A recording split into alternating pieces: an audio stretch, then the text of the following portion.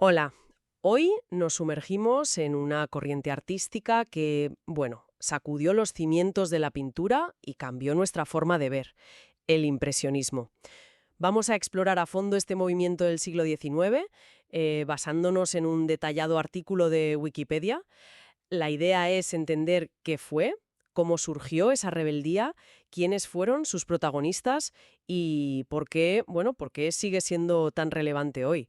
Y es curioso porque todo empezó, o al menos el nombre, con un cuadro de Monet, Impresión, Sol naciente. El título, casi por accidente, bautizó a toda una generación. Efectivamente. Y para captar la magnitud de su ruptura, hay que visualizar la Francia de mediados del XIX, una época de cambios aceleradísimos. La industrialización, la gran reforma urbanística de París bajo Napoleón III, vamos, un mundo en transformación. Y en el arte, un dominio casi absoluto de la Academia de Bellas Artes. Esta institución marcaba las reglas, pero de forma muy rígida. ¿Qué tipo de reglas? Pues mira, temas elevados: historia, mitología, religión. Un acabado perfecto, pulido, donde la pincelada del artista era invisible, casi como una fotografía pero idealizada, y una paleta de colores más bien sombría, a menudo con barnices dorados para dar ese toque noble. La única vía de reconocimiento era el Salón de París, la exposición anual oficial, y claro, estaba controlada férreamente por la Academia. Entiendo, un sistema muy cerrado. O sea, o pintabas según sus normas y sobre sus temas, o prácticamente no existías como artista. Exacto. Los paisajes o las escenas de la vida cotidiana se consideraban géneros menores, casi de segunda. Frente a eso, el impresionismo fue una rebelión en toda regla. Nació del deseo de pintar el mundo tal como lo veían ellos, ¿sabes? No como la academia decía que debía ser representado. Entonces, ¿quiénes fueron los primeros en desafiar este sistema tan establecido? Pues todo empezó en los años 60, más o menos. Un grupo de jóvenes estudiantes en París, algunos coincidieron en el taller de Gleyre: Monet, Renoir, Sisley, Bazille. Compartían esa inquietud por pintar paisajes y sobre todo la vida moderna que les rodeaba, lo que veían en las calles, en los cafés. Y su gran innovación fue empezar a sacar los caballetes del estudio para pintar al aire libre, lo que llamamos en plein air. Que hoy nos parece lo más normal del mundo, vamos, pero en ese momento era rompedor, ¿no? Muy, muy rompedor. No se trataba solo de tomar bocetos rápidos para luego elaborar la obra en el taller, como se hacía tradicionalmente. No, ellos querían capturar la esencia misma del momento, la luz cambiante, la atmósfera, y consideraban que la obra terminada debía hacerse allí, frente al motivo. Vaya cambio de mentalidad. Total. Esto iba en contra de toda la tradición académica de la obra de estudio cuidadosamente compuesta y acabada durante semanas o meses. Se inspiraban en paisajistas ingleses como Constable o en realistas como Courbet, también en la escuela de Barbizon, que ya valoraban la pintura del natural. Y se reunían mucho, claro, en lugares como el Café Gerbois. A menudo estaba por allí la figura inspiradora de Edouard Manet, que era algo mayor que ellos y ya un referente polémico de modernidad. Ah, Manet. Y su famoso Almuerzo sobre la hierba. Ese cuadro sí que levantó ampollas, ¿verdad? Fue un escándalo tremendo en 1863. Lo rechazaron en el Salón Oficial, claro. Y no tanto por el desnudo femenino en sí, que los había montones en el arte académico. El problema era que era una mujer desnuda real, contemporánea, sin excusa mitológica, almorzando tan tranquilamente junto a hombres completamente vestidos con ropa moderna. Rompía todas las convenciones del decoro. Claro, chocaba frontalmente.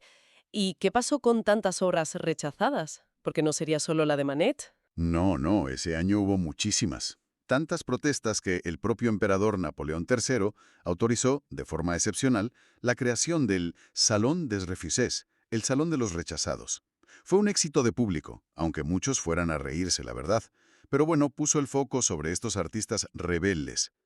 Como no se les permitió repetir la experiencia del Salón de los Rechazados, pues a finales de 1873, Monet, Renoir, Pissarro, Degas, Morisot y otros decidieron cortar por lo sano. ¿Y qué hicieron? Fundaron su propia sociedad cooperativa, algo así como Sociedad Anónima de Artistas, Pintores, Escultores, Grabadores, etc., para organizar sus propias exposiciones independientes del Salón.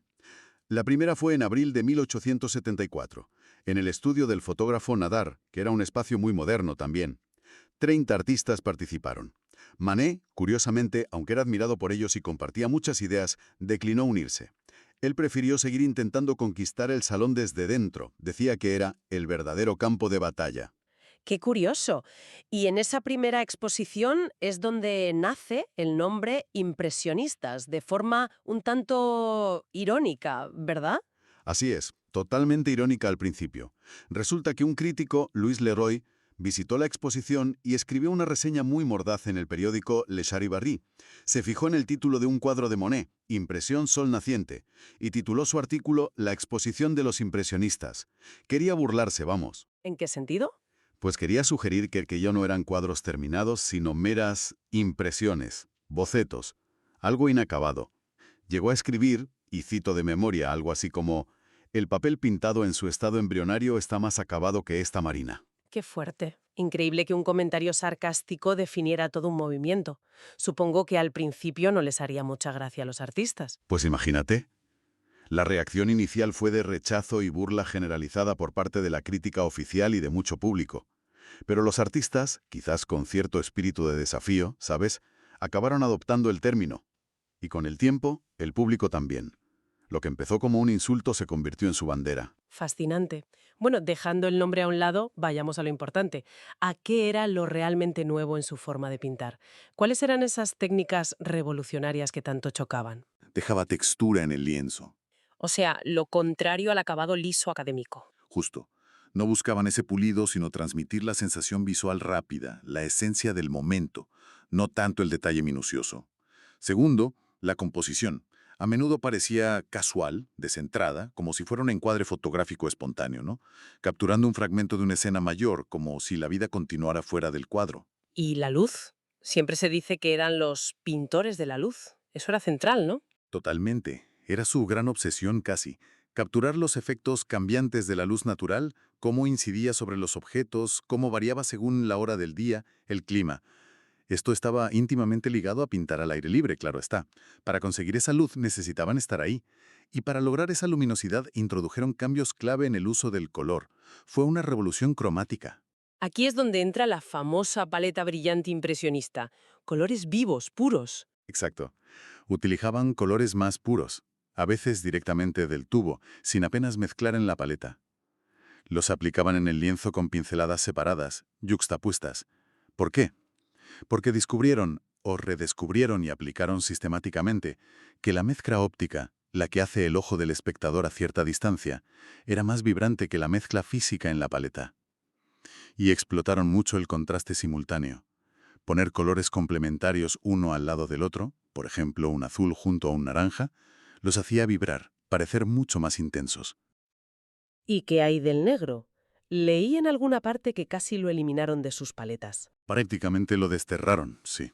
Consideraban que el negro puro, como color opaco, no existía en la naturaleza bajo la luz del sol. Observaban que las sombras no eran negras. Para las sombras o los tonos oscuros mezclaban colores complementarios, por ejemplo rojo y verde o azul y naranja. Obtenían grises o tonalidades oscuras, pero llenas de color, de matices. Las sombras dejaban de ser ausencia de luz para ser luz reflejada, a menudo con tonos azules o violetas, que venían del cielo o de otras fuentes de luz. Esto es especialmente visible en paisajes nevados, por ejemplo. Qué interesante. Y pintaban rápido, ¿no? Para capturar ese momento fugaz. Muy rápido, a menudo húmedo sobre húmedo, lo que técnicamente se llama a la prima. Es decir, aplicaban capas de pintura sin esperar a que secaran las inferiores. Esto daba unos bordes más suaves, menos definidos, una sensación de fusión entre los colores y las formas, y contribuía a esa sensación de inmediatez, de algo captado al vuelo. Además, me suena que contaron con una ayudita tecnológica. ¿Puede ser? Los tubos de pintura. Sí, fue un factor importante desde luego. La invención de los tubos de pintura premezclada, allá por mediados de siglo, fue una liberación para ellos. Piensa que antes los artistas tenían que moler sus propios pigmentos y mezclarlos con aceite. Era un proceso laborioso que dificultaba mucho pintar fuera del estudio de forma continuada. Los tubos les permitieron llevarse una amplia gama de colores al campo fácilmente, de forma cómoda. Les dio espontaneidad. Claro, mucho más práctico. Y además se beneficiaron de nuevos pigmentos sintéticos que iban apareciendo gracias a la química industrial. Colores más brillantes, más estables, nuevos azules como el cobalto o el cerúleo, verdes como el viridián, amarillos de cadmio. Y otro detalle técnico importante que a veces se olvida. Empezaron a usar fondos preparados de colores claros, lienzos con una inclinación blanca o crema o gris claro. ¿Y eso por qué era relevante? Porque los fondos oscuros tradicionales, herencia barroca, absorbían mucha luz. Al usar fondos claros, la luz rebotaba a través de las capas de pintura y hacía que toda la obra vibrara más, que los colores parecieran aún más luminosos. Tiene todo el sentido. Entonces, con estas nuevas herramientas, técnicas y esta nueva mirada, se lanzaron a pintar temas diferentes también. Sí, rompieron radicalmente con los temas históricos y mitológicos de la academia. Se centraron en la vida moderna que les rodeaba, el París que estaban viviendo. El ocio de la burguesía y las clases medias en los nuevos bulevares, escenas de cafés, teatros, óperas, bailes populares, pero también regatas en el Sena, carreras de caballos. La vida social. Y paisajes también, pero de otra manera, ¿no? Exacto. Pintaban paisajes, muchísimo, pero a menudo incluyendo elementos de la modernidad industrial. Estaciones de tren, como la famosa serie de Monet sobre la Gare Saint-Lazare, puentes metálicos, fábricas con sus chimeneas humeantes. Mostraban el mundo contemporáneo sin las idealizaciones pastoriles típicas de antes. Un cuadro como Calle de París, Día lluvioso de Caillebotte, por ejemplo, capta perfectamente esa atmósfera urbana, moderna, incluso con un punto de melancolía o de aislamiento individual en la multitud. Mencionaste antes lo de la composición, que parecía una instantánea. ¿Tuvo que ver la fotografía en esto? Que estaban haciendo casi a la vez. Muchísimo. La fotografía estaba en pleno desarrollo y se volvía más accesible. Su capacidad para capturar un instante fugaz, con encuadres a veces inesperados o cortados por los bordes, influyó enormemente en la forma de componer de los impresionistas. Les inspiró a buscar esa sensación de espontaneidad, de momento atrapado al vuelo, como si vieras la escena por el rabillo del ojo. Además, la fotografía planteó un desafío existencial a la pintura. Si una máquina podía reproducir la realidad con una precisión casi perfecta, ¿cuál era el papel del pintor? Buena pregunta. Pues los impresionistas respondieron consciente o inconscientemente, enfocándose en lo que la cámara no podía captar tan fácilmente. La percepción subjetiva del artista, la emoción del color, la atmósfera cambiante, la vibración de la luz, lo que el ojo humano siente al ver. Y junto a la fotografía, la otra gran influencia exótica que siempre se menciona es el arte japonés, el japonismo. De japonismo fue clave, sí. A mediados del siglo XIX, Japón se abrió a Occidente tras siglos de aislamiento. Y sus objetos de arte, especialmente los grabados en madera llamados ukiyo-e, esas estampas populares llenas de color y con temas cotidianos o paisajes, empezaron a circular por Europa. Fascinaron a los artistas. Ofrecían soluciones visuales totalmente diferentes a la tradición occidental. Como por ejemplo, Pues composiciones muy asimétricas, muy dinámicas, puntos de vista a veces muy elevados o muy bajos, uso de líneas fuertes y áreas de color plano, sin el modelado con luces y sombras típico de Occidente. Artistas como Degas, Monet, Cassatt, Van Gogh después, coleccionaban estas estampas y su influencia se ve claramente en sus obras. En esos encuadres audaces, en la simplificación de las formas, en la estructura compositiva novedosa. Fíjate en Jardín en Saint-Adresse, de Monet, por ejemplo. Es muy temprano y ya se nota. interesantísimo. Bueno, hemos hablado de las ideas, las técnicas. Hablemos un poco más de los protagonistas. ¿Quiénes integraban este grupo tan diverso al final? Pues mira, el núcleo duro, los que asociamos más directamente, incluía a Claude Monet, Auguste Renoir, Camille Pissarro, Alfred Sisley, Edgar Degas, Berthe Morisot, la estadounidense Mary Cassatt, Gustave Caillebotte, que además fue un importante mecenas del grupo, les compraba obra y les ayudaba económicamente. También Armand Guillaumin. Y Paul Cézanne participó en las primeras exposiciones, aunque luego, siguió un camino muy personal, y se le suele considerar ya post-impresionista.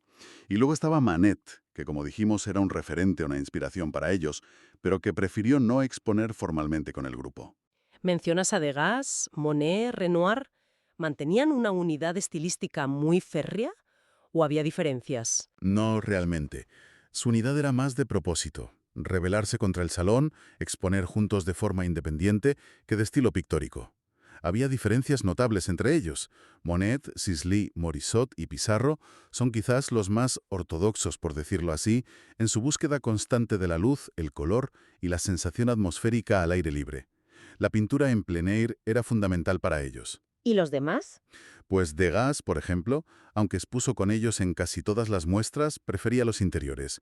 Teatros, cafés concierto, clases de ballet, escenas de bañistas.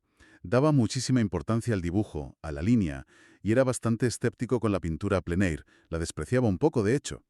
Renoir también tuvo etapas, sobre todo a partir de los años 80, en las que se alejó del impresionismo más puro y se acercó a un estilo con más dibujo, más clásico, influido por Ingres. Imagino que esas diferencias y personalidades tan fuertes crearían tensiones dentro del grupo. Y las crearon, claro que sí. Organizaron 8 exposiciones entre 1874 y 1886, pero la lista de participantes variaba muchísimo de una a otra. Hubo disputas sobre a quién admitir. Degas, por ejemplo, tendía a incluir a artistas más realistas, que no eran estrictamente impresionistas, como Raffaelli, y eso molestó mucho a Monet, que llegó a acusarles de abrir las puertas a advenedizos. La séptima exposición, en 1882, fue muy restringida, solo con 9 artistas considerados puros por Durand-Ruel y el propio Pissarro.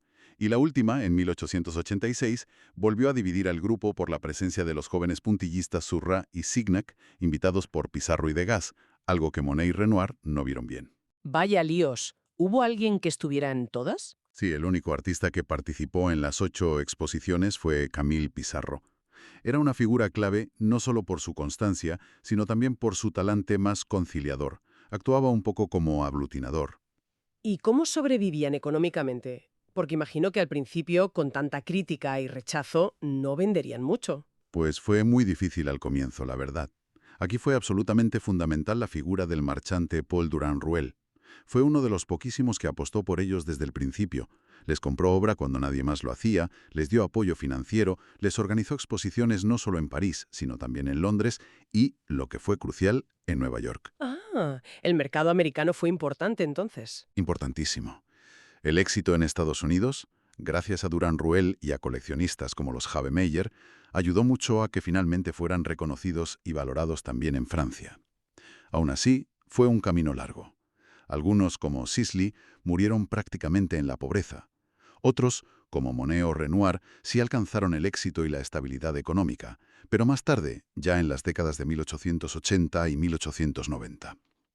Para entonces, paradójicamente, el estilo impresionista, ya algo diluido y domesticado, se había vuelto aceptable e incluso popular en los salones oficiales que tanto los habían rechazado.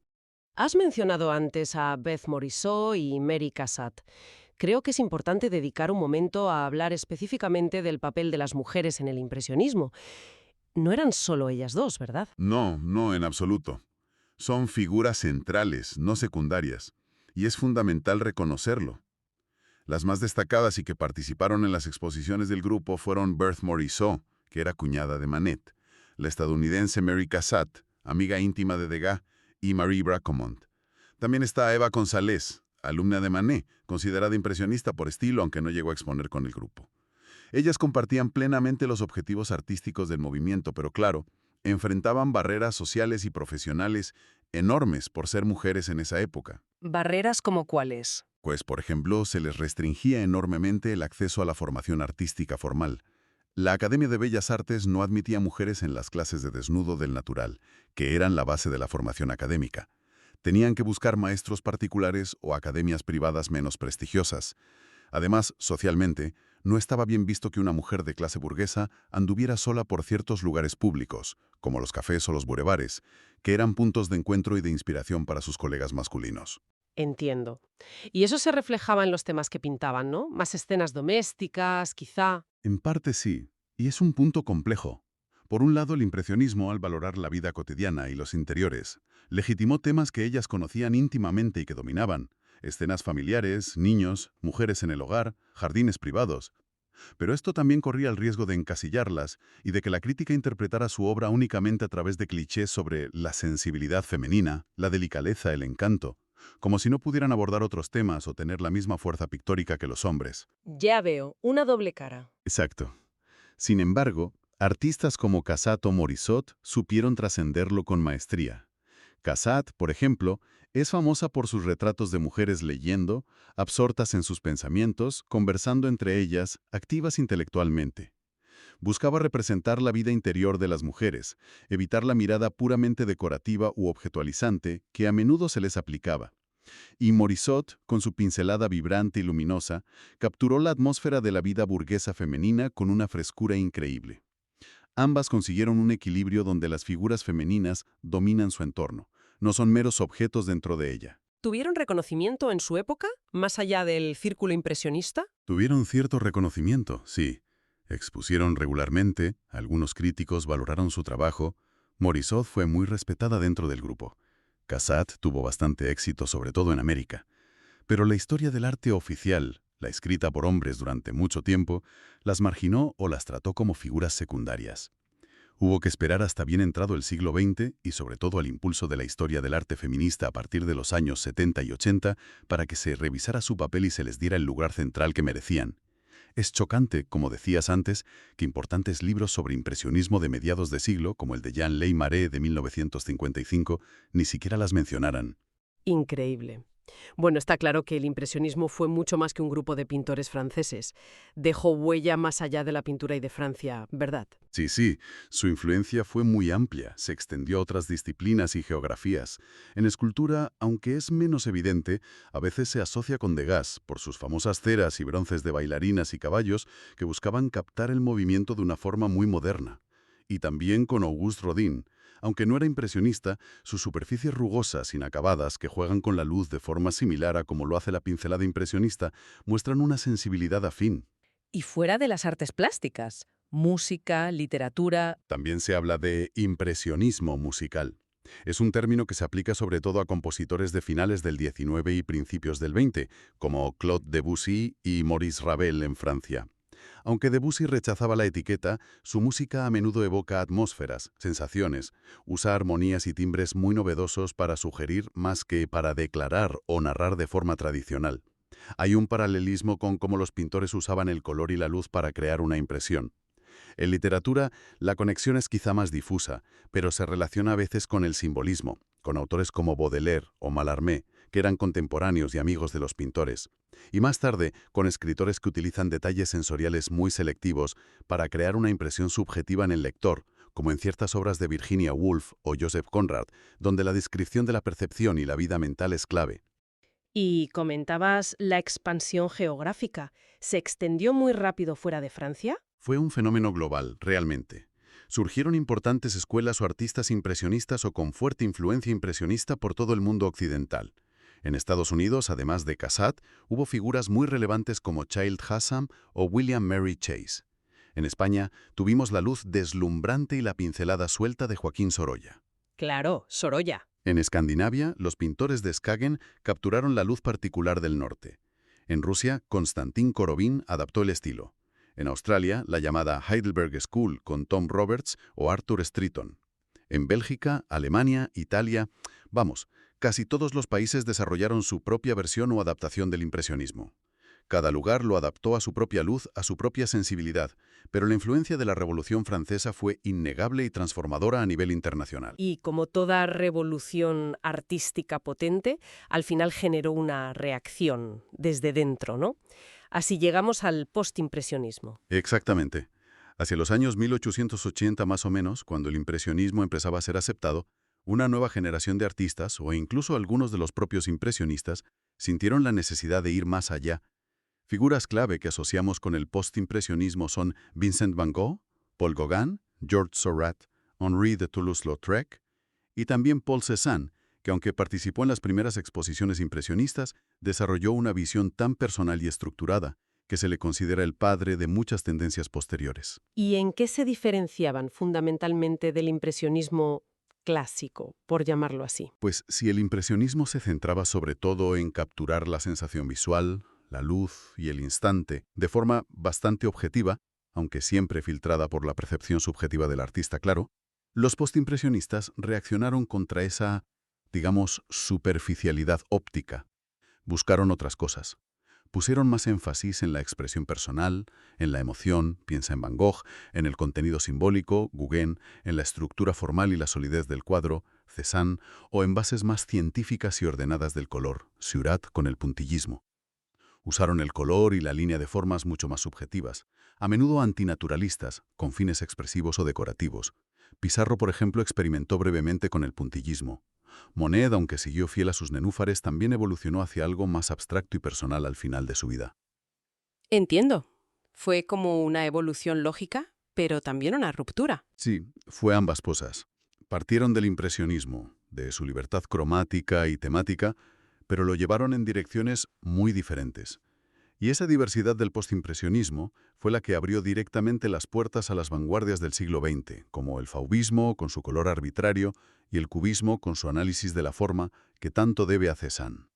Entonces, para ir concluyendo, podríamos decir que el impresionismo fue mucho más que un estilo pictórico bonito o agradable. Fue una auténtica revolución en la forma de mirar y representar el mundo. Una celebración de la luz, del instante fugaz, de la vida moderna y, sobre todo, una ruptura valiente y necesaria con una tradición académica que se había quedado anquilosada. Cambió el curso del arte para siempre. Sin duda alguna, y quizá nos deja una reflexión interesante para llevarnos.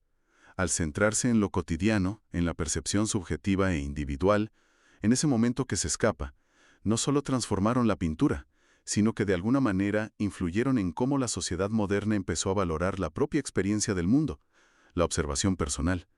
Abrieron la puerta a que casi cualquier aspecto de la realidad, por trivial o común que pareciera antes, pudiera ser digno de atención artística, de ser pintado, de ser mirado. Tal vez esa democratización de la mirada, esa validación de lo subjetivo y lo cotidiano, sea una de sus herencias más profundas y perdurables, más allá de los cuadros.